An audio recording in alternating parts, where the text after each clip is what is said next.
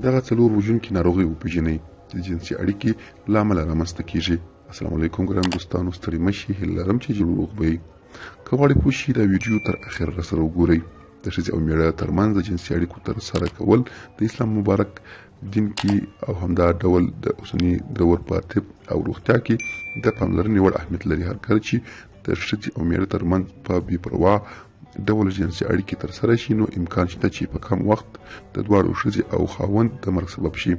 په دې نوه عصر کې د ټکنالوژي او په وجې سره مختلف ناروغۍ او ویروسونه منځته راغلي او همدا ډول نړۍ د انسانانو ترمنځ د پرمخ ودې اړیکو له امله دغه ناروغۍ او ویروسونه نړۍ له یوې برخې څخه بلې ته لیږدول کېږي.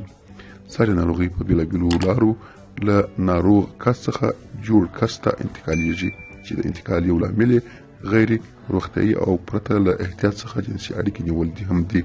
هغه څلور عامې ناروغۍ درته په دې ویډیو کې په ګوته کوو. له ناروغ کس څخه روغ کس د جنسي اړیکو د ترسره کولو له وجې منځته راځي. لومړی کلامیډیا. په دې ناروغۍ ځوان کسان نارینه او ښځه اخته کېدای شي. کلامیډیا تناسلي سیستم تر برید لاندې نیسي. دویم سوزاک. سوزاک تناسلي سیستم مشهوره ناروغي ده. دغه ناروغي په ښځه او خاوند دواړو کې منځته راځي. د سوزاک لومړنۍ نښې د ادرار کولو په وخت کې خارښت او سوځېدل دي. دریم تریکومونا. تریکومونا لومړنۍ نښه نه لري خو د وخت په تېرېدو سره له تناسلي آلو څخه سپین رنګه او زیړ رنګه میکروبي ماده بهیږي. څلورم هپاتیت.